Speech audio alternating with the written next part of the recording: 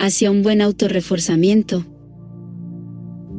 Tal vez suceda que una vez cada siglo, la alabanza eche a perder a un hombre o lo haga insufrible, pero es seguro que una vez cada minuto algo digno y generoso muere por falta de elogio.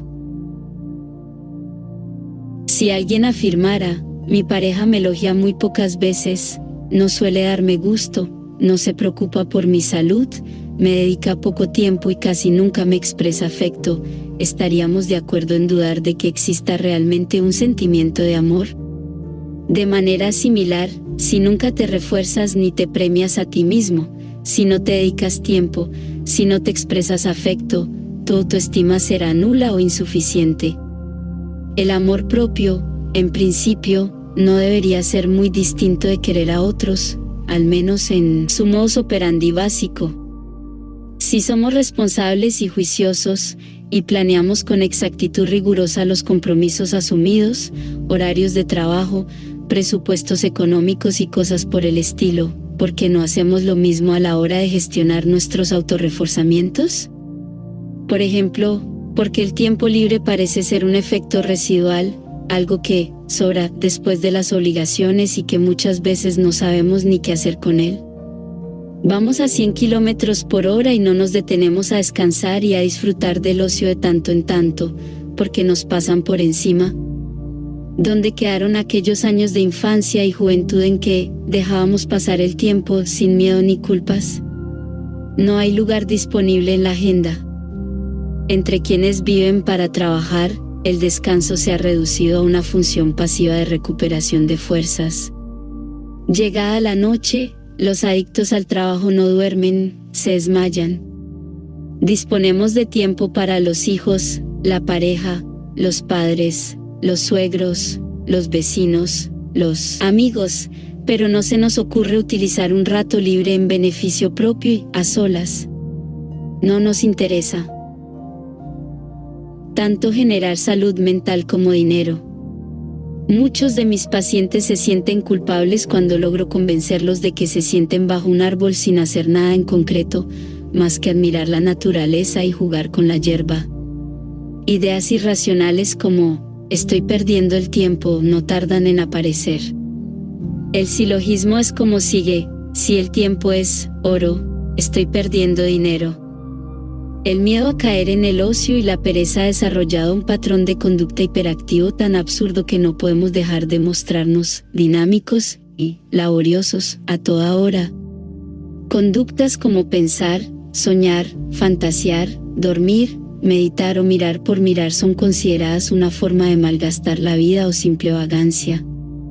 Los que piensan de este modo tendrán serias dificultades para amarse a sí mismos tranquilamente, ya que su pensamiento se centrará en que podrían estar haciendo algo más productivo que pasarla bien. Es absurdo que el propio yo ocupe el último lugar de la expresión de afecto que somos capaces de dar. Vivimos postergando las gratificaciones que merecemos y nos decimos, algún día lo voy a hacer, pero ese día no suele llegar. Mañana empiezo, más, mañana empiezo, más, mañana empiezo, igual a procrastinación. Un paciente que adoraba la música me decía que había comprado un saxofón para cuando se jubilara. Tendré tiempo libre, decía, para interpretar lo que quiera. Realmente me preocupé por el aplazamiento y le respondí que cuando estuviera viejo y jubilado era probable que no tuviera suficientes pulmones para soplar. Desde niños se nos inculca que el autocontrol y la postergación de lo placentero son de las características que nos diferencian de los animales menos desarrollados. Pero esto no debe tomarse como una premisa de vida o muerte.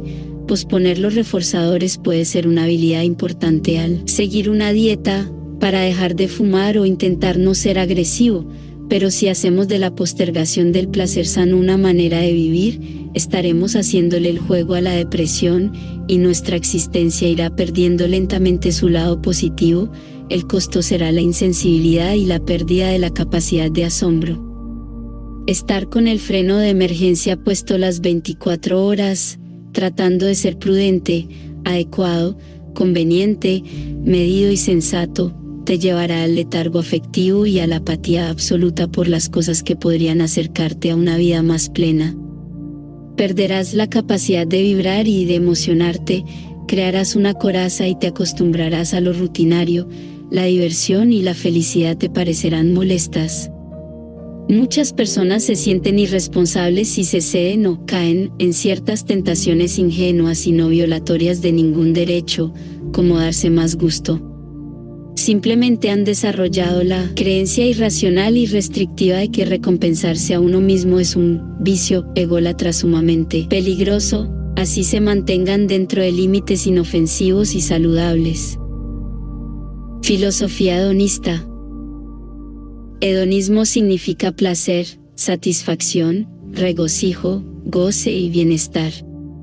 Una filosofía hedonista implica un estilo de vida orientado a buscar el disfrute y a sacarle provecho a las cosas que nos rodean, obviamente sin ser esclavos de ellas y sin caer víctimas de la adicción. Una premisa por la que te podrías guiar es como sigue: si no es dañino ni para ti ni para otros, puedes hacer lo que quieras. Gozar y disfrutar de la vida no significa, como creen algunos, caer en una bacanal de conducta descontrolada y sin el menor asomo de organización mental. La persona hedonista no es un corrupto superficial que solo busca los placeres mundanos de comer y beber, basta leer a Epicuro para comprender esto. La persona que asume una filosofía hedonista responsable no evita la lucha cotidiana y los problemas, sencillamente reconoce de manera honesta lo que la hace feliz y trabaja activamente para conseguirlo y aprovecharlo intensamente. Entre el extremo del autocontrol excesivo, de la asceta y la búsqueda desenfrenada del placer inmediato hay un punto intermedio donde es posible el deleite equilibrado, los placeres que no nos hacen daño. La filosofía anhedónica, lo contrario de hedonista, es el culto a la parálisis emocional y el rechazo del placer, como si éste fuera contraproducente per se. Si vives enfrascado en una forma de vida avara contigo mismo, perderás la posibilidad de vivir con pasión. Es imposible aprender a quererte a ti mismo si no aceptas vivir intensamente. Algunas personas confunden el no sentirse mal con el sentirse bien. Dejar de autocastigarse y sufrir no es suficiente, hay que dar un paso más, premiarse sin excusas. ¿Por qué no somos hedonistas? ¿Por qué nos resignamos a un estilo de vida rutinario y poco placentero?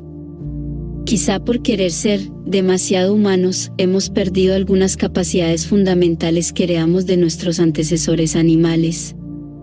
El desarrollo de la corteza cerebral y del lenguaje, si bien ha permitido evolucionar en muchos aspectos, nos ha alejado del legado primitivo instintivo de nuestro pasado evolucionista, al menos en dos factores principales: la conducta de exploración y la capacidad de sentir. Veamos cada una en detalle.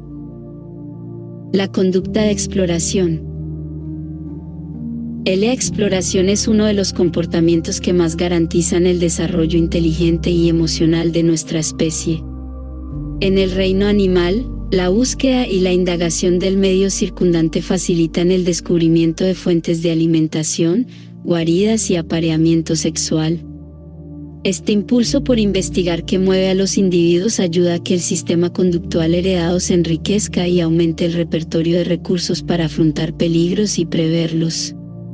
Es una forma de autoestimulación que desarrolla más sustancia blanca del cerebro, mielinización, para que podamos aprender más y mejor.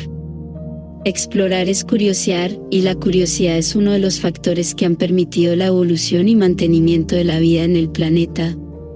Husmear, escudriñar e investigar llevan a una de las mayores satisfacciones, el descubrimiento y la sorpresa.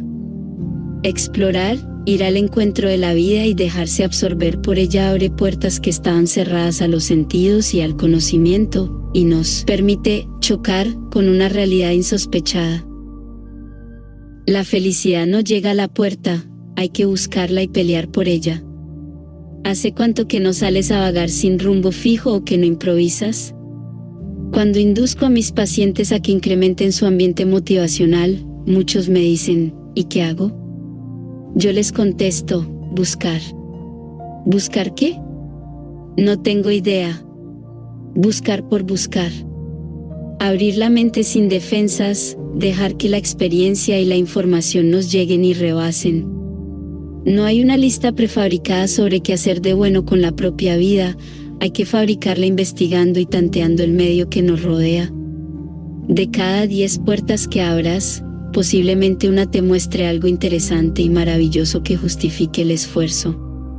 Cuando lo cotidiano se vuelve demasiado usual y puedes prever tu futuro inmediato hasta el mínimo detalle, algo anda mal, preocúpate porque la obsesión anda rondando. Dicho de otra forma, cuando lo común y corriente se vuelve ritual, es hora de explorar, y cuanto más predecible sea tu vida, mayor será el aburrimiento. Necesitas desacostumbrarte de lo que te rodea y construir tu propia ecología, un ambiente motivacional que te seduzca para convertirte en un investigador de tu propia vida. Si has perdido la capacidad de exploración, debes recuperarla, de otro modo, jamás podrás acercarte a una filosofía hedonista y el amor propio será una carga. La capacidad de sentir, siento, luego existo. El segundo factor que interfiere con un estilo de vida placentero son los bloqueos en la capacidad de sentir. Algunas personas solo perciben lo evidente. Por ejemplo, si están en las cataratas del Niágara, solo verán mucha agua, y frente a un bello vitral del medioevo no verán más que un vidrio pintado. El atardecer les recordará que llegó la hora de dormirse, una mañana de sol les hará anticipar un día caliente, y la lluvia solo los impulsará a buscar un resguardo para no mojarse. Los sentidos primarios han sufrido, sin lugar a dudas, un adormecimiento. El olfato y el tacto han ido perdiendo importancia adaptativa para nuestra especie, pero son fuentes de placer si se reactivan. ¿Habrá algo más impactante que catar a la persona amada? La parte del cerebro encargada de procesar los sonidos se ha especializado en decodificar el lenguaje hablado y ha perdido capacidad para detectar y discriminar otros ruidos de la naturaleza. El sistema de procesamiento de la información humano tiene dos formas de operar, una es voluntaria o controlada, la otra, automática o no consciente. La primera depende de aquellos estratos más desarrollados del sistema nervioso central, el hemisferio izquierdo de la corteza cerebral, y procesa información lógica. La segunda se estructura sobre la base de sistemas fisiológicos más antiguos, sistema límbico, hemisferio derecho, sistema nervioso autónomo, y procesa información emocional afectiva. El sentimiento, a diferencia de los procesos de pensamiento, tiene algunas características que le son propias, suele ser más automático, requiere menos esfuerzo mental, es inescapable, irrevocable, total, difícil de verbalizar, de explicar y, muchas veces, de entender.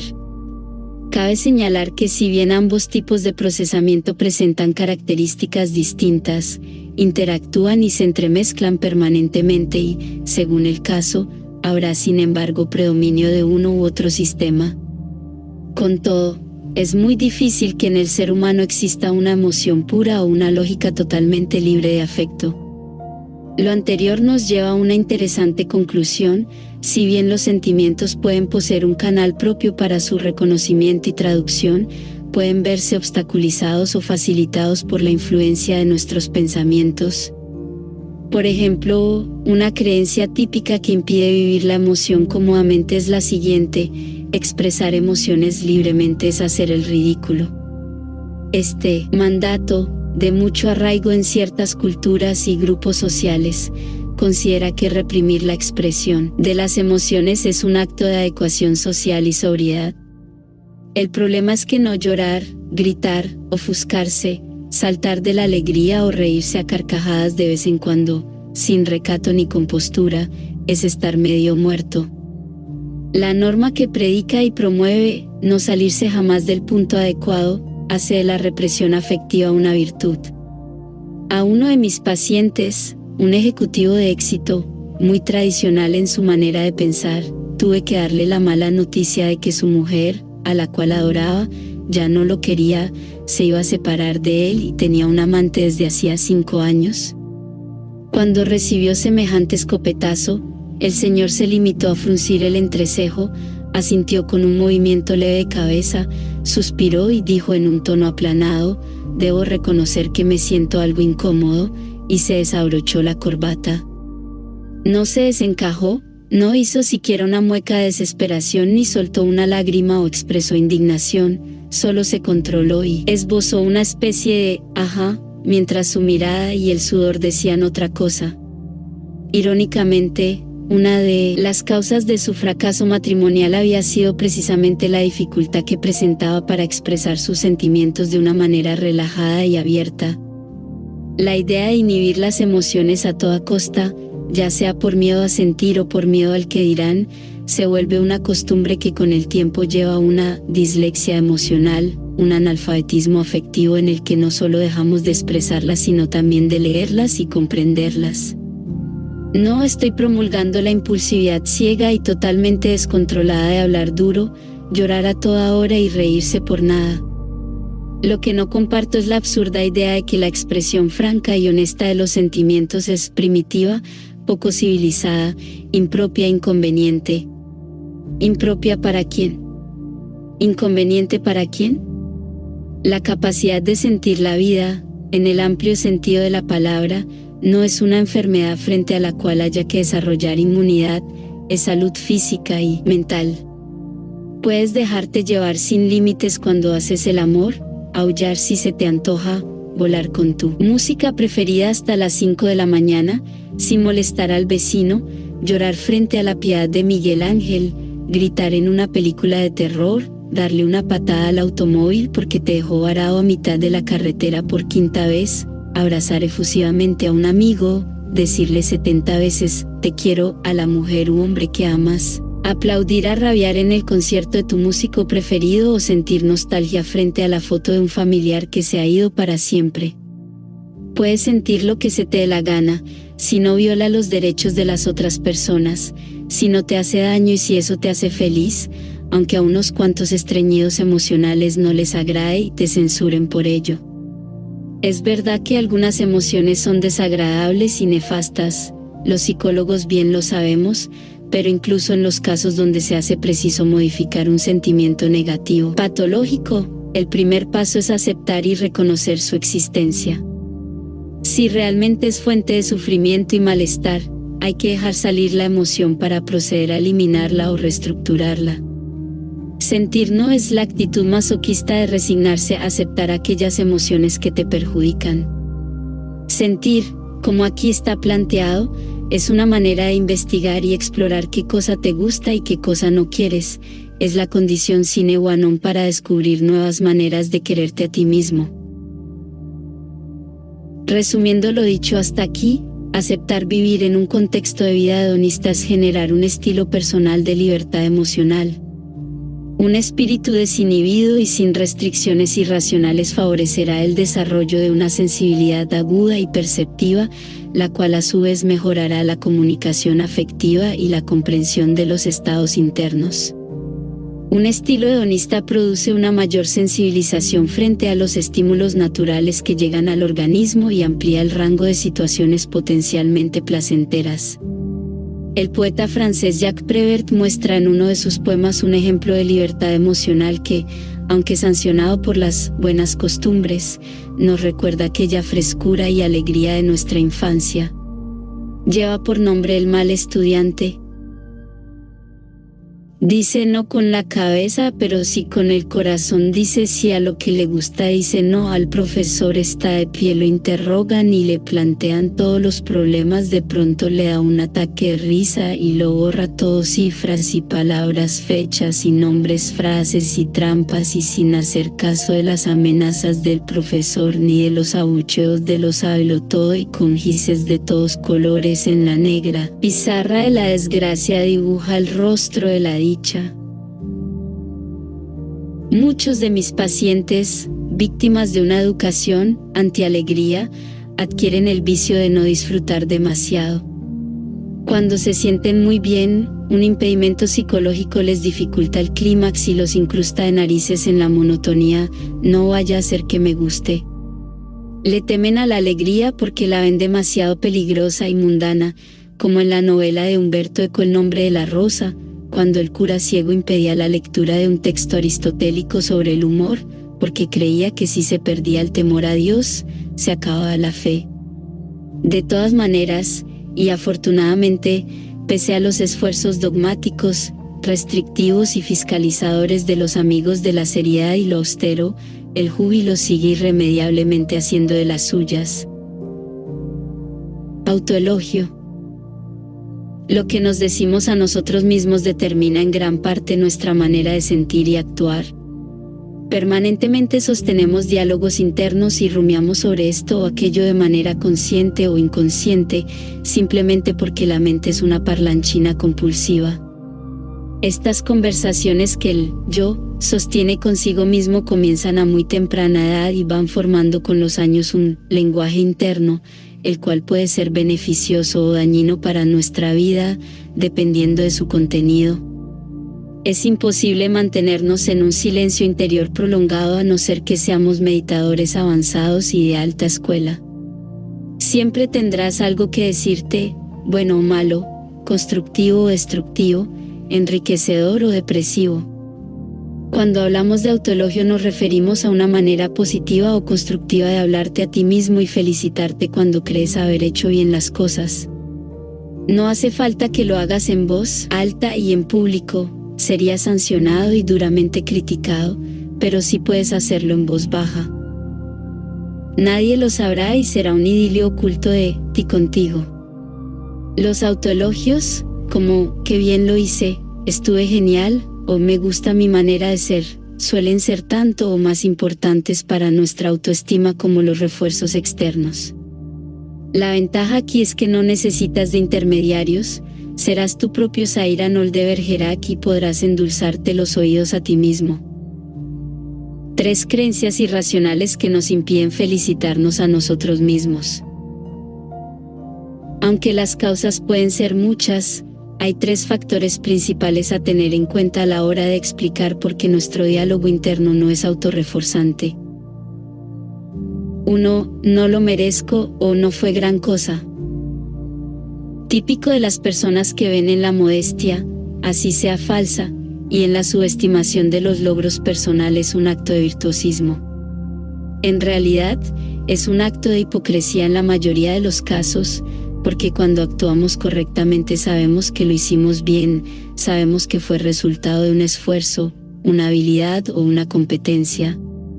El sabio no niega la virtud que posee, lo que hace es no exponerse buscando aprobación y aplausos, pero no se autoengaña. Si eres bueno en alguna cosa, pues ¿qué le vas a hacer? Acéptalo y acéptate. Si la comunidad te hace un reconocimiento o una felicitación honesta y franca, no los desprecies ni les des a entender que se equivocaron. No digas que no la mereces. Da las gracias y después cállate. La otra explicación se refiere a personas cuyas metas son tan inalcanzables que el elogio y la felicitación no cristalizan nunca.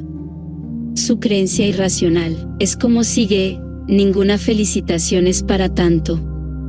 Si este es tu estilo, trata de relajarte, no tienes que ganar un premio Nobel ni llevar adelante empresas quijotescas para reforzarte positivamente.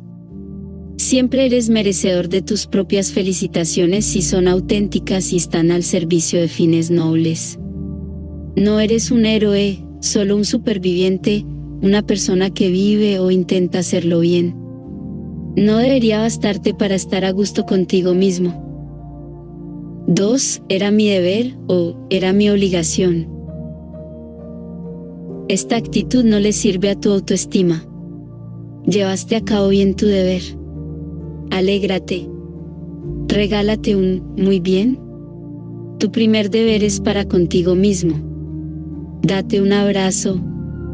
Hasta en el más vertical y autoritario de los sistemas se premia y se elogia. Si tu diálogo interno es el de la obligación absoluta, no te sentirás con derecho a elogiarte. Lo vivirás como un acto de cobardía y dejarás de lado el placer de colocarte alguna que otra medalla simbólica. 3. Autoelogiarse es de mal gusto. Como ya dije, si lo haces en tu fuero interno, simplemente nadie se dará cuenta. Autoelogiarse es una necesidad que va de la mano de la autoconservación. Tu mente se hace más segura y poderosa cuando la mimas. Es de mal gusto tener gases, orinar, roncar, bostezar. Si lo haces en público, muy posiblemente, pero a solas se te permite hacer eso y cualquier otra cosa más. El autoelogio, por definición, es un acto que se lleva a cabo de manera encubierta, sin espectadores de ninguna índole, es solo para ti. Cultivar el amor propio sanamente, autocuidado, nunca es de mal gusto. El castigo, por el contrario, sí lo es, porque atenta contra la dignidad humana y el autorrespeto. Alimentar el ego. Eso depende de cómo lo hagas. Por ejemplo, puedes hacer ejercicio físico para mejorar tu salud o para entrar al club de los buenos cuerpos. Puedes estudiar mucho para saber o para ganarle a tus compañeros de clase. Puedes autoelogiarte para cuidar tu mente y fortalecer tu yo o para cultivar tu narcisismo. Tú eliges. Elogios externos que pueden convertirse en autoelogios. Los mismos elogios que solemos dirigir a los demás podemos aplicarlos a nosotros mismos. Una categorización que puede ayudarte a comprender mejor cómo funcionan los elogios es la siguiente. 1. Elogios impersonales. Ampliamente fomentados por la cultura de los buenos modales y la etiqueta, son considerados signos de buena educación y diplomacia. Lo que se admira en estos casos son cosas materiales que posee el individuo, sin hacer mención a ningún atributo personal y sin involucrarse uno. Tu camisa es muy linda, tienes una hermosa casa, o tu perfume huele muy bien. La persona receptora por lo general acepta el halago del objeto material que le pertenece con un gracias. Aunque no puede considerársele una expresión de sentimientos o afecto, es más bien un acto de cortesía, sentido o no. De todas maneras, no está de más que intentes ser cortés contigo mismo, elogiando las cosas materiales que realmente te agradan. Felicítate por tenerlas. 2. Elogios personales. En ellos se involucra parcialmente a la persona a quien va dirigido el elogio. Algunas personas se aventuran a dar un paso más en la expresión de lo que sienten y, además de referirse al objeto, tangencialmente hacen referencia a la persona. La camisa te luce, ese peinado te sienta muy bien, o tu casa muestra que tienes buen gusto. Este tipo de elogios son de mayor exigencia, pero el compromiso del emisor del mensaje sigue siendo poco. Puedes involucrarte en tus propios autoelogios.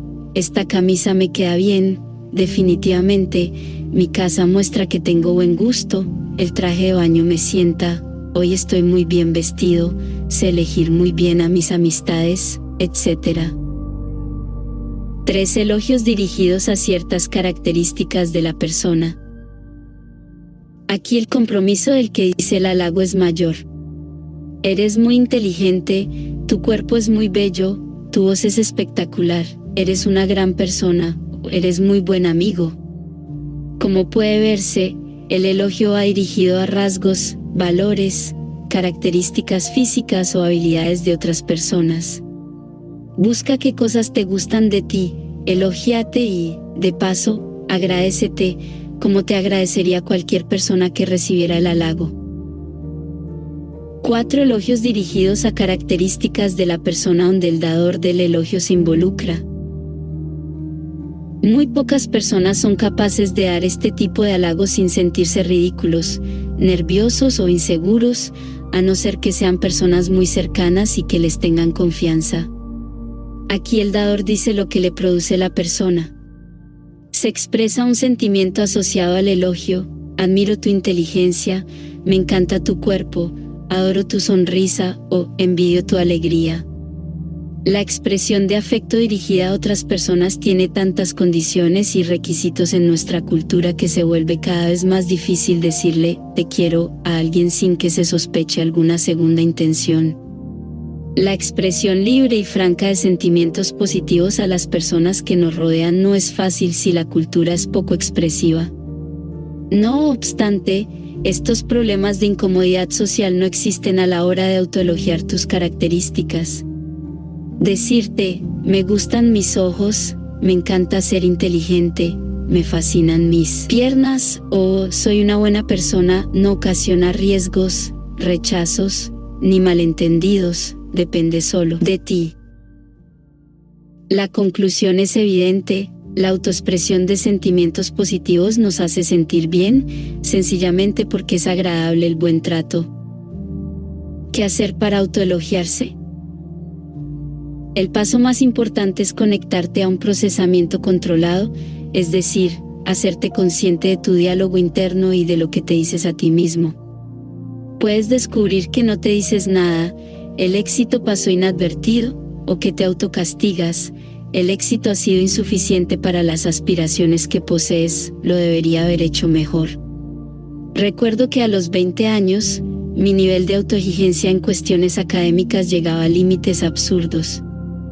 En esa época estudiaba ingeniería electrónica, una carrera que dejé cuando decidí ser sincero conmigo mismo. Lo importante es que, pese a la poca ocasión por los cables y los chips, si mis calificaciones bajaban de 9 o 10 me deprimía profundamente. Mientras mis compañeros festejaban un 7 en álgebra, yo me castigaba, verbalmente, por un 8. La insatisfacción frente a mi propio rendimiento no daba cabida al autoelogio, porque desde mi óptica rígida era absurdo que un 6 o un 7 merecieran tanto festejo. Hoy he aprendido lo indiscutible, puedo felicitarme por lo que quiera, ya que cada uno fija sus estándares. Mi excesiva autoexigencia era perjudicial para mi salud mental, no solo me generaba estrés sino también insatisfacción y tristeza. El siguiente método te ayudará a adquirir la sana costumbre de autoelogiarte. Como ya dije, el primer paso es hacerte consciente de cómo te tratas y de lo que te dices a ti mismo.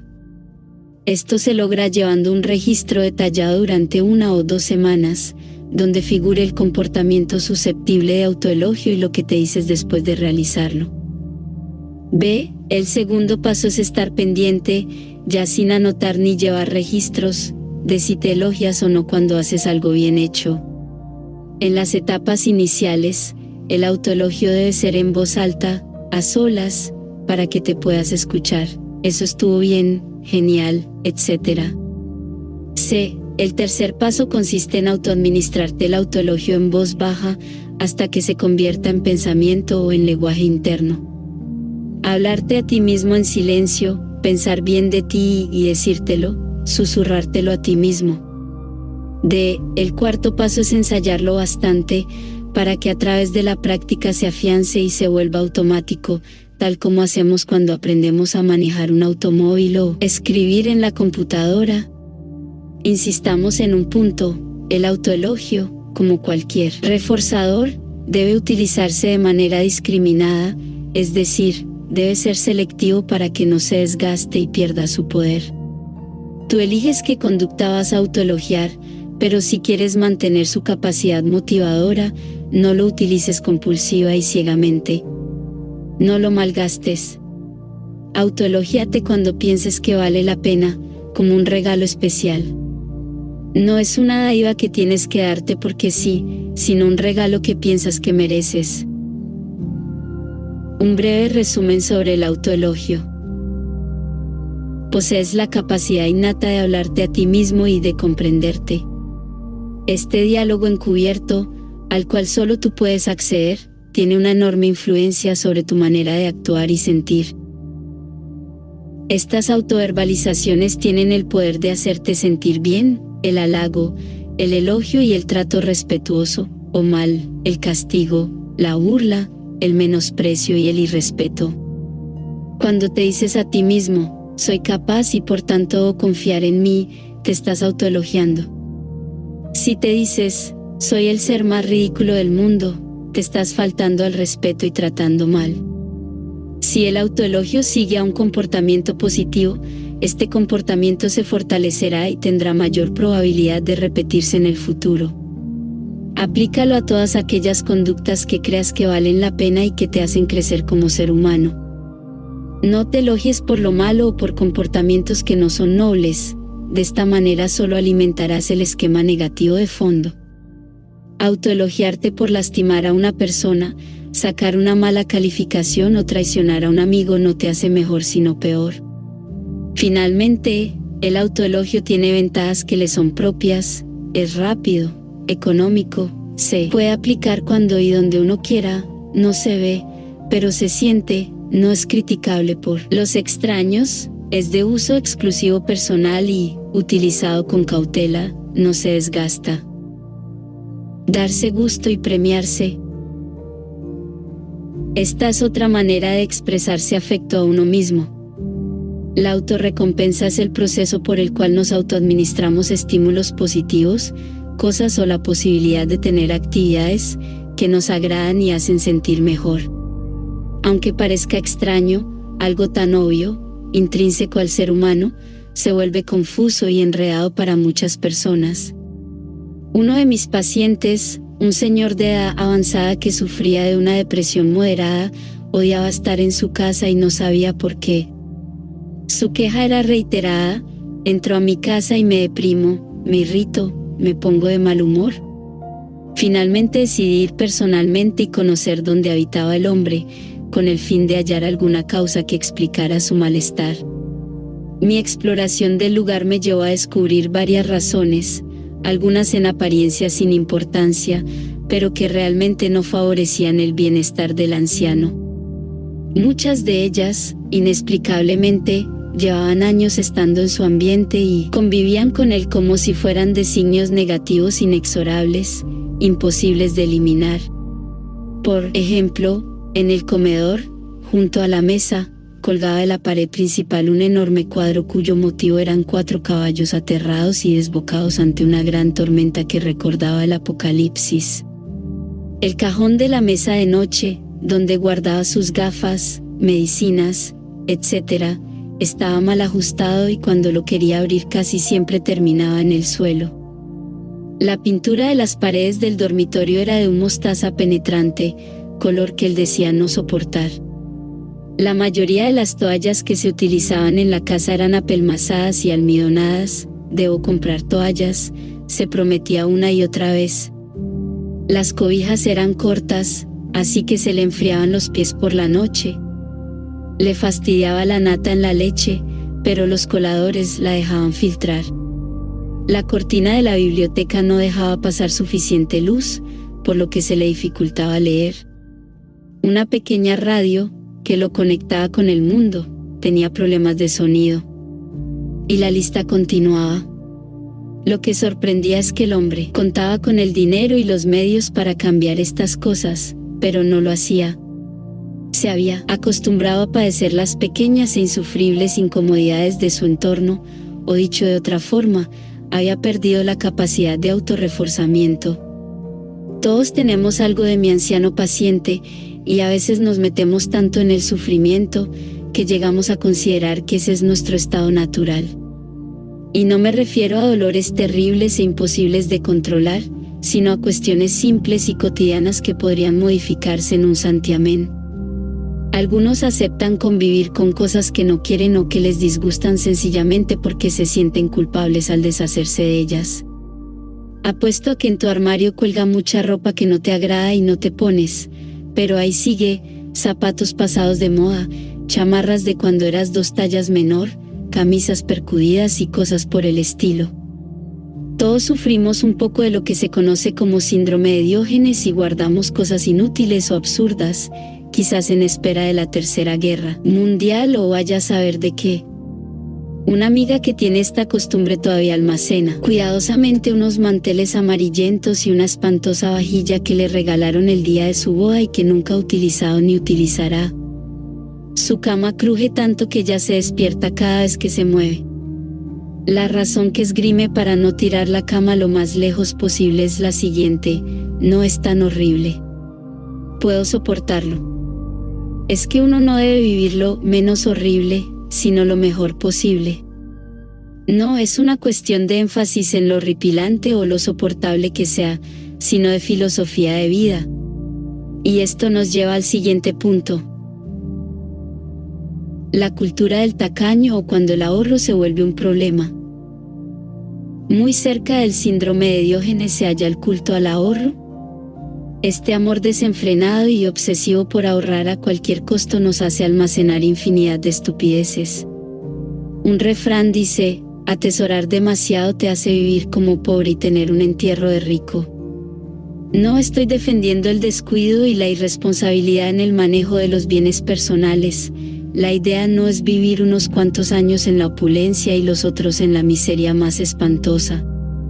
El espíritu del ahorro es bueno si se vive con prudencia y moderación, y sin convertirlo en un fin en sí mismo, más bien se trata de una actitud previsora. Tener por tener te ubica del lado de los avaros, gastar por gastar, del lado de los derrochadores. Conozco personas ultraahorrativas con el dinero que lo coleccionan como si se tratara de estampillas. En muchas ocasiones, aunque tengamos los recursos y la disponibilidad, dudamos en darnos gusto. A una de mis pacientes le gustaban mucho las fresas con crema, pero cada vez que compraba una porción de ellas se quedaba con ganas. Inexplicablemente, nunca había pedido 2 porciones o 3 o 4. Cuando le sugerí que se diera gusto, disfrutó mucho la tarea. Recuerdo que me dijo, ¿de verdad puedo hacerlo? ¿Su razón para limitarse? El miedo a excederse. Otro señor, con problemas de autoestima muy marcados, solía comentarme que había traído de Italia unas aceitunas muy especiales y que le gustaría comérselas. Cada vez que abría la alacena veía unos cuantos tarros hermosos, grandes y repletos de aceitunas negras y se contenía. El problema radicaba en que cada vez que le insinuaba a su esposa que se las comieran, ella lo miraba algo extrañada porque no consideraba que fuera una ocasión especial que justificara probarlas, pues eran caras y de edición limitada. En una consulta, al ver su preocupación, le sugerí que rompiera sus esquemas y los de su mujer, tomara uno de los tarros y se lo comiera con todo el placer posible, que las degustara una, sin culpa ni arrepentimiento, como un niño travieso que rompiera alguna norma. Recuerdo que el hombre me miró con gran felicidad, como si yo le hubiera dado permiso, y agregó, gracias, gracias. Cuando su mujer arremetió contra él por haberse comido 2 tarros enteros él solo, el hombre respondió, fue sugerencia del doctor. La premisa es como sigue: si prefieres entregar tu dinero a las farmacias, los psicólogos y los médicos, no te des gustos y reprímete. La filosofía del que se apega demasiado al dinero y a las cosas no permite el autorreforzamiento. El tacaño siempre verá la recompensa como innecesaria, debido a que dicha recompensa no producirá nada tangible. Dirá, no es necesario ni vital, ni de vida o muerte. Pero, ¿cuál es la ganancia? Placer, puro placer. No eres la excepción, necesitas autorrecompensarte. ¿Necesitas la autorrecompensa de cosas y actividades? Al igual que el autoelogio, ella fortalece tu autoestima y no permite que el autocastigo y la insatisfacción prosperen en tu vida. Es inútil que intentes una postura de dureza e insensibilidad como si fueras un estoico fuera de tiempo. La carencia del autorreforzamiento no te hará psicológicamente más recio ni te sacará callos, te hará infeliz. Cuando hayas hecho algo que valió la pena o simplemente porque se te dio la gana, date gusto. Ten a veces un acto de merecimiento y amor con tu persona. Piensa por un momento en antojos que hayas tenido hace tiempo. Revisa con cuidado cuántos de ellos no has podido llevar a cabo, simplemente porque tú no has decidido hacerlo. En realidad, no es que no hayas podido, sino que no te has animado. No has tenido el valor de perder el norte y salirte momentáneamente de la impasible actitud ahorrativa y contemplativa del que deja para mañana lo que debería hacer hoy. Los autorreforzamientos materiales, como comida, ropa o joyas, no son los únicos. Darte gusto implica la autoadministración de cualquier cosa que te haga sentir bien y que obviamente no sea nociva para tu salud, ni para los otros ni para el mundo que habitas. Hacer actividades que te agradan, o dejar de hacer algo desagradable, es otra forma de premiarte. Hazte estas 3 preguntas sinceramente. ¿Cuánto te premias y te das gusto? ¿Cuánto tiempo a la semana le dedicas a tu persona? ¿Has construido un espacio motivacional agradable a tu alrededor? El que sabe quererse deja su marca en todas las cosas. Su territorio está diseñado por él y para él. Empieza por lo básico, revisa algunos aspectos de tu ambiente e intenta remodelar lo que te desagrada. Piensa, por ejemplo, en tu casa, tu vida social y tu recreación. ¿Tu casa está acoplada a tus necesidades? ¿Cuántas cosas te molestan y pese a eso aún subsisten contigo? ¿Qué te gustaría hacer con tu habitación? ¿Cuántos amigos no son amigos realmente y siguen allí cumpliendo su papel? ¿A cuántos lugares concurres a los que no quisieras ir?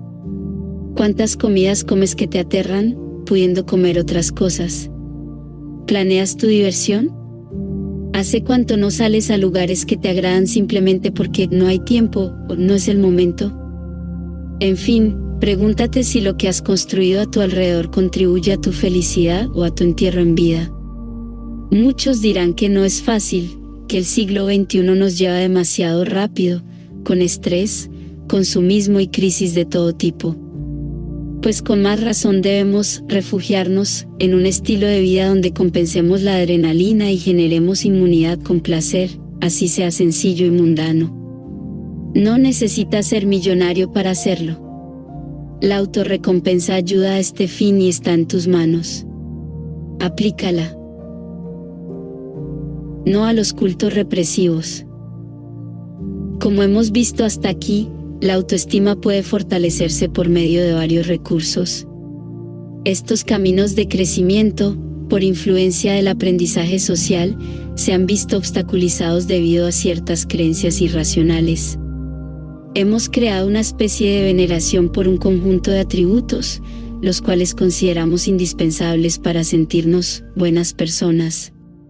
Hemos pensado que estas características típicamente humanas nos dignifican y enaltecen, nos colocan por encima de otras especies vivas y nos permiten ir por la vida de manera más digna.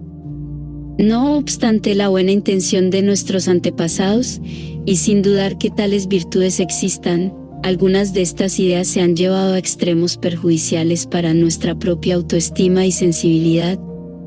Dichas ideas ritualistas son el culto a la habituación, el culto a la racionalización, el culto al autocontrol y el culto a la modestia. Ellos pueden convertirse en enemigos de tu autoestima. La exaltación desproporcionada de estas 4 creencias nos lleva, tarde o temprano, al menosprecio y a la subestimación personal. Si las sigues al pie de la letra serás una persona estable y acoplada al medio y a las expectativas que la sociedad y las buenas costumbres esperan de ti. Pero algo estable también puede ser inmóvil, invariable, inconmovible, inalterable, definitivo y constante, algo así como un árbol o un monumento de granito. Su uso indiscriminado solo te llevará a la incultura del sentimiento y a la incapacidad de expresar lo que piensas y sientes. El culto a la habituación te impedirá innovar y descubrir otros mundos. No te posibilitará el cambio en ningún sentido, e irremediablemente quedarás a la saga. El universo quedará reducido a un paquete de conductas, todas predecibles y establecidas de antemano. Habituarse es acostumbrarse, insensibilizarse, endurecerse. Sacar callo es útil en ocasiones, por ejemplo en el combate, cuando se requiere espíritu de lucha y que seas valiente o te adaptes a situaciones complejas, pero hacer de ello un estilo de vida es anularte como persona. Confundirás lo nuevo con lo viejo, irás al norte queriendo ir al sur. ¿Cómo puedes recompensarte a ti mismo si has perdido el don de la sensibilidad y del asombro? El culto a la racionalización te convertirá en una especie de computadora ambulante. Filtrarás absolutamente todo sentimiento para evaluarlo y saber si es conveniente, adecuado o justificado. El procedimiento te servirá para evitar las malas emociones y mantenerlas a distancia, pero si lo exageras y quieres explicarte lo que no debe o lo que no puede explicarse, distorsionarás las emociones placenteras. Hay veces en que los porqués sobran. ¿Por qué te gusta un helado de vainilla o de chocolate? Lo más probable es que no tengas idea y lo más inteligente sería no profundizar en ello, a no ser que quieras convertir la experiencia de degustar un delicioso helado en un problema existencial. El sentimiento amoroso será una partida de ajedrez o un problema que se debe resolver. El acto sexual, la yuxtaposición de dos órganos reproductores, un bello amanecer o atardecer será visto como la rotación de la Tierra en relación con el Sol, y así sucesivamente. No todo necesita explicación racional, así como no todo debe ser tomado con sentimentalismo de telenovela. Amo a mis hijas porque las amo, no porque sean buenas, lindas o inteligentes. Las amo y punto. Lo que menos me interesa en ese amor son los porqués. Los cuestionamientos mal ubicados impiden una percepción completa y estructurada. Hay cosas que no están hechas para pensar, sino para vibrar con ellas, insisto, si no es dañino para ti ni para nadie. ¿Cómo recompensarte a ti mismo si todo debe pasar por la duda metódica y la falta de espontaneidad? El culto al autocontrol será un dique de contención para todas tus emociones y sentimientos. Temerás tanto excederte, que te olvidarás de sentir y gozar. Poco a poco te convertirás en un estreñido emocional. Como dije antes, un autocontrol moderado y bien discriminado es imprescindible para resistir a más de una tentación destructiva. Sin embargo, la clave para no alejarnos de la felicidad es evitar la contención absoluta que predican algunos. ¿Nunca lloras? Entonces necesitas ayuda. ¿Nunca te sales de control? Pues eres un lama iluminado o un reprimido al borde de un ataque de nervios. ¿No dejas que la ternura aflore? Entonces debes visitar a un terapeuta. ¿Cómo sabe tu pareja que la amas? ¿Lo infiere o se lo demuestras? ¿Te ríes a todo pulmón o en el mejor de los casos solo sonríes? Si estás en el segundo caso, necesitas ayuda. La vida es una tensión interior entre los quiero y los debo y no debo, y la sabiduría está en mantener el equilibrio necesario para discernir cuándo aflojar el freno de emergencia y cuándo no, cuándo ceder y cuándo mantenerse firme ante los principios. Repito, no sostengo que mantener cero autocontrol sea la mejor salida, pero me preocupa de igual manera intentar obtener 100% de autocontrol todo el tiempo y a toda hora, como es típico en los perfeccionistas y las mentes rígidas. La indolencia y el dejar hacer generalizado te hacen vulnerable a cualquier adicción. El culto al autocontrol no te deja respirar, te roba vida. ¿Cómo recompensarte a ti mismo si estás encapsulado y ves en el sufrimiento algo que aguantar, o incluso algo de que enorgullecerte, y no algo que eliminar? El culto a la modestia te llevará a no valorar tus éxitos y esfuerzos. No hablo de alardear sobre tus logros, restregárselos a los demás en la cara y pavonearte con ellos. A lo que me refiero es al autorreconocimiento de tu propio potencial, sin excusas ni disculpas. Si escondes tus fortalezas en busca de la aprobación, eres doblemente irracional, te niegas a ti mismo tu lado bueno y necesitas del visto bueno de los demás para funcionar. ¿Acaso te avergüenzan tus fortalezas y virtudes? La humildad nada tiene que ver con los sentimientos de minusvalía o la baja autoestima. El humilde se estima a sí mismo en justa medida. La justa medida significa ni desmedidamente ni desconociendo las propias fortalezas. La virtud no es ignorancia de uno mismo. Si la modestia extrema se interioriza y se incrusta en la mente como un supuesto valor, tendremos dificultad para dejar avanzar nuestras capacidades de manera positiva. Incluso algunos se sienten culpables o incómodos de ser muy buenos en alguna actividad y desarrollan lo que se conoce como la falsa modestia, que es peor porque implica mentir sobre uno mismo. Sin vanidad ni egolatría, deja que tus virtudes sigan su curso.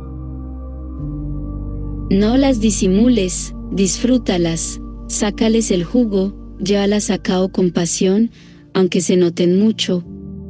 ¿Cómo recompensarte a ti mismo si ocultas tus valores? Que tu tradicionalismo permita algunos cambios, que tu modestia deje escapar uno que otro autorreconocimiento, que tu razón deje de vez en cuando jugar a las emociones, que tu autocontrol te permita un desliz, que tu presupuesto se salga de tanto en tanto de lo previsto. Date la libertad y un espacio para moverte. Concédete permisos de actuar, buenos permisos. Decir no a los cultos represivos significa reconocer que si determinados valores se llevan demasiado lejos, afectarán tu autoestima y te volverán más proclive a un sinnúmero de trastornos. Significa que no es conveniente tomar muy a pecho las creencias arriba mencionadas y convertirlas en dogmas de fe. Te sentirás un pecador cada vez que no las cumplas al pie de la letra. Te sentirás culpable de amarte a ti mismo o de ser feliz. Para mejorar el autorreforzamiento. La siguiente guía de acción puede servirte para acercarte a un estilo de vida que te permita reforzarte o premiarte a ti mismo con determinación y alegría. 1. Date tiempo para el disfrute. La vida no se hizo solo para trabajar. Se trabaja para vivir, no lo contrario. Tu momento de descanso, tu recreación y tus vacaciones no son un desperdicio de tiempo, sino una inversión en tu salud mental. No postergues tanto la satisfacción esperando el día adecuado. Así como no hay un tiempo para el amor, tampoco hay un tiempo para quererte a ti mismo. Tú lo defines de acuerdo con tus necesidades. No hagas de la responsabilidad una obligación extenuante y dogmática. No te hundas en ella irracionalmente. Hay momentos para la obligación sesuda e impostergable y hay otros donde sobran los debería, las reglas y las exigencias sin sentido.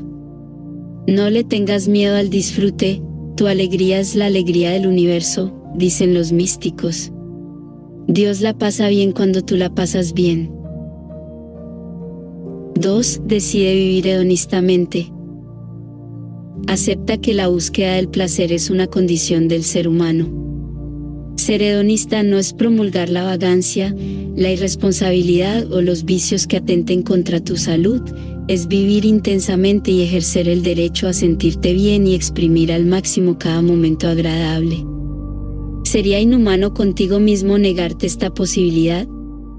Haz un alto en el camino y piensa que te motiva de verdad, que te gusta y que no, y si en el andar monótono y plano no te has olvidado de conectarte con tus emociones positivas.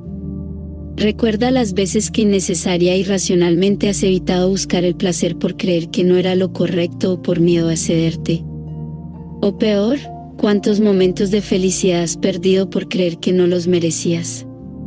Busca en tu interior la pasión olvidada, aquella que no se extingue y que se empecina en que tú ser haga de las suyas. Si potencias tus experiencias placenteras, se abrirán nuevos horizontes y te harás inmune a la peor de las enfermedades, el aburrimiento.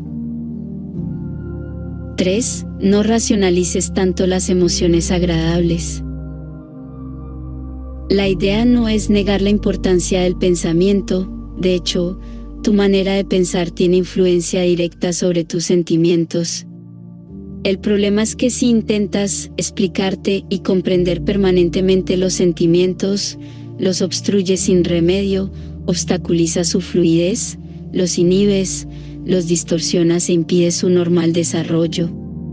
Sal un día a caminar con la sencilla idea de escuchar los ruidos que te ofrece el lugar que habitas. Escucharás de todo, crujidos, voces distantes, el taconeo de una tabla movida por el viento, un carro lejano, algún pájaro, la brisa. Un idioma entendible, pero inadvertido para una mente experta en el lenguaje hablado. En los recorridos diarios, mira con detalle las cosas que conviven contigo, un cartel, una puerta, la pintura descolorida de las aceras, un arbusto, la cara de las personas, el ajetreo natural del mundo al que perteneces. Estás en él. Cuando mires, no seas un inquisidor evaluativo, solo mira y déjate llevar. Si te sientas a comer, disfruta de tu comida como si fueras un gourmet experimentado sin título. Que lo avale, solo el sabor, únicamente el sabor. Demórate un poco más en degustar los alimentos, saboréalos y déjalos en tu boca hasta que las papilas los asimilen. Comer no es masticar y tragar. No comas solo para no morirte de hambre, paladea y estimula la sensación del gusto, métete en él, siéntelo desde dentro. No necesitas un banquete, cualquier alimento, por más sencillo que sea, puede convertirse en un manjar. Igualmente, baja los umbrales de resistencia y recupera tu olfato. Oler no es de mala educación, y no solo me refiero a olfatear un buen vino o un perfume de marca, sino todo aquello que valga la pena, como la comida, aunque digan que no es correcto, las flores, el pelo, la brisa, los caballos, el amanecer, el humo, lo nuevo, el plástico, lo limpio, lo sucio. El olfato es uno de los principales recursos de las personas sensuales y sibaritas. El universo entero es sensual, todo entra por tus sentidos, todo explota frente a ti para que te apropies de ello por el canal que sea. Finalmente, la totalidad de tu cuerpo posee la facultad de sentir mediante el tacto. Tu piel es el mayor de los sensores. Desgraciadamente, debido a su relación con la actividad sexual y a la actitud asumida por muchas religiones, ha sido históricamente el más castigado y censurado. No temas a tu piel, ella te pondrá en relación con un mundo adormecido por el uso de la ropa, la vergüenza y los tabúes. Te permitirá establecer un contacto más directo y a veces más impactante del que te produce ver u oír, ya que su estructura es más primitiva e intensa. Nadie te abraza a la distancia, por más que el Internet insista. El sentido del tacto no solo te posibilita tocar a una persona, una superficie tersa o áspera, algo frío o caliente, sino también ser tocado por otro ser humano o por cualquier objeto. La piel no tiene un significado ofensivo y vulgar, como quieren los mojigatos, a ellos también les gusta tocar y ser tocados, así se den golpes de pecho. Cuando acaricies a alguien, concéntrate en lo que sientes, en el roce, en el empalme directo, déjate llevar por la química, por cada membrana y cada poro que se abre y responde maravillosamente al estímulo que lo provoca. Juega con tus dedos lentamente, deslízalos, apóyalos, retíralos, es fisiológicamente encantador. Camina descalzo, revuélcate en la hierba, abraza algún árbol solitario, y cuando luego te bañes, no te seques inmediatamente, quédate observando cómo en tu piel se evapora el agua, siéntela correr lentamente. Sal algún día a caminar bajo la lluvia, sin paraguas y sin rumbo fijo, busca algo que jamás hayas tocado y hazlo. El contacto físico es la mejor manera de comunicar afecto, no necesitas hablar ni justificar ni elaborar ni explicar nada. Todo lo que tienes que decir queda dicho cuando lo haces genuinamente. 4. Activa el autoelogio y ponlo a funcionar. ¿Temes felicitarte? ¿Te parece arrogante o pueril? ¿O quizá piensas que no lo mereces? Pues si no lo haces, estarás descuidándote psicológicamente. El autocuidado no solo es ir al médico y hacerse un chequeo anual.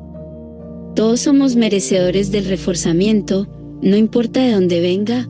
Autorrecompensarte te renueva el espíritu y hace que tu organismo se anime a seguir viviendo mejor. Cuando logras obtener algo que para ti era difícil o te has atrevido a vencer un miedo que te incapacitaba o afrontar una situación en la cual te sentías inseguro, no actúes como si nada hubiera pasado. Abrázate, date un beso y reconócete como el principal artífice. Susúrrate algo al oído que resulte gratificante. Bien, fui capaz, o me comporté valientemente, o estuve genial. No tengas miedo, autoelogiarte de manera justa y merecida no te convertirá en un narcisista insoportable, simplemente hará de ti una persona más fuerte y más segura, contribuirá a que funciones mejor contigo mismo. Si no te felicitas cuando haces algo que vale la pena o alcanzas un objetivo vital, tu yo se sentirá relegado. ¿Suena extraño? Pues no. Ocurre a diario. Hay gente que se odia, que no se soporta, que se autosabotea, que vive en discordia con lo que es, que no se tiene confianza, tal como podría ocurrir en cualquier relación interpersonal. Autoelogiarse es establecer una buena relación intrapersonal. Debes elegir tu propio ser enfrentado a sí mismo, guerra interior, o tu propio ser como amigo de sí mismo, paz interior. Así que no dudes, felicítate hasta agotar todos los recursos. Reconcíliate contigo mismo. 5. Sé modesto, pero no exageres. No escondas tus atributos ni reniegues de ellos. Perdón, soy inteligente, no quise ofenderte con mis logros. No es tu culpa si posees alguna virtud o fortaleza que te hace triunfar en algún aspecto de la vida. No pienses en medallas o grandes galardones, sino en aquellos mini triunfos del día a día que le dan sentido a la existencia y pasan inadvertidos. Además, ¿qué otra salida tienes? ¿Perder a propósito? ¿Ocultarte tras la bambalina de la falsa modestia? ¿Negarte a ti mismo? Recuerda que la modestia y la humildad no consisten en negar tus dones ni menospreciarlos, sino en sentirlos tuyos, sin identificarte ni apegarte a ellos y sin buscar aplausos. Disfrútate a ti mismo en ese talento natural que te define, cualquiera que sea. Haz una lista de todo lo psicológico y físico que te gusta de ti y pégala por tu casa, en el automóvil, en la oficina. No olvides quién eres. No puedes ocultarte de ti mismo. Heráclito y muchos otros sabios, a lo largo de los tiempos, han sostenido que hay que permanecer lo más anónimo posible, pero no quisieron decir que debas ser ignorante de tus propias cualidades. Está bien ser anónimo para el espectáculo, para la aprobación social, anónimo para que los cantos de sirena no te endulcen los oídos e hinchen tu ego. Pero cuando estés cara a cara con tu esencia, no tienes nada que ocultar. 6. Date gusto. Conozco a gente que cuando se da gusto en algo, se siente tan culpable que luego sufre un rato para compensar y pagar el pecado del autorreforzamiento. Entran en crisis por sentirse bien. No hablo de ser un adicto al placer y gastar el dinero que uno no tiene o hacer lo que no se debe hacer. Me refiero a rodearnos de cosas que nos gustan. La gente mezquina con ella misma suele serlo también con los demás, y por eso vive amargada. Date gusto cada vez que puedas, en lo que puedas, pero dátelo. No esperes una Navidad para hacerte un regalo o hacérselo a las personas que quieres. Pasas por una frutería y ves unas hermosas y atractivas manzanas, y sabes que a tu mujer o a tu esposo le gustan, ¿por qué esperar al día en que irás de compras al mercado? Date gusto, dándoles gusto a los que amas. Llévale un detalle, su sonrisa se te contagiará. Así como hay que tener detalles con la gente, igualmente hay que darse un presente a uno mismo de tanto en tanto. Estos regalos no necesariamente son cosas físicas. Por ejemplo, hoy me regalaré una caminata de media hora por el parque, mañana visitaré a un amigo o una amiga, o estaré un día entero en pijama, a solas. Darte gusto es ser emocionalmente inteligente. Conozco a una persona que cuando se siente bien, se siente rara y extraña, como si no fuera ella.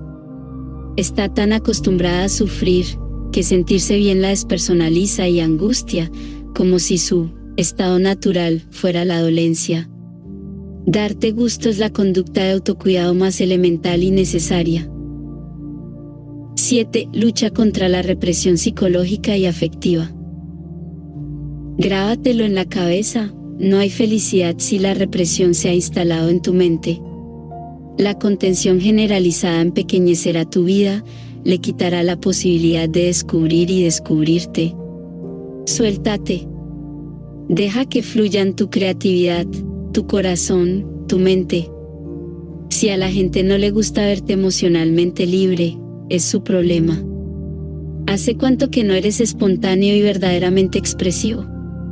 Ser reprimido, hipercontrolado, autocrítico, perfeccionista, solemne, grave, severo, racional o intelectual trascendente hasta la médula es un síndrome, no un valor. Hay que tener pasión por vivir, hacerle el amor a la vida. Uno de mis pacientes tiene sexo con su mujer los mismos días del mes, en la misma posición y en el mismo lugar. Demasiados mismos. Obviamente sus orgasmos y los de su mujer son siempre iguales, repetitivos, anticipados, aburridos. Hasta el más grande de los placeres puede perder fuerza si nos habituamos a él y somos rutinarios. Repetir la repetición, hasta el hartazgo y resignarnos a ella, ese es el secreto de la infelicidad. Lo contrario, una pizca de locura, un viaje sin programar, un amor inesperado, el poema que escribimos sin ser poetas, el descaro de estornudar en una biblioteca a todo pulmón porque pudo más el impulso que la regla, en fin, salirse de los cabales inofensivamente. Sé que estás pensando, los adultos no jugamos. Mentira. Lo hacemos mentalmente todo el tiempo, fantaseamos, sublimamos y nos morimos de ganas de volver a correr sin rumbo por cualquier sitio, tener amigos imaginarios, reírnos hasta estallar. Envidiamos a los niños, su naturalidad, su increíble franqueza, esa es la verdad. La buena noticia es que tu esencia no muere. Duerme, pero no desaparece. Solo toca despertarla, remover el cuerpo y el alma para que aflore y vuelva a ser de las suyas.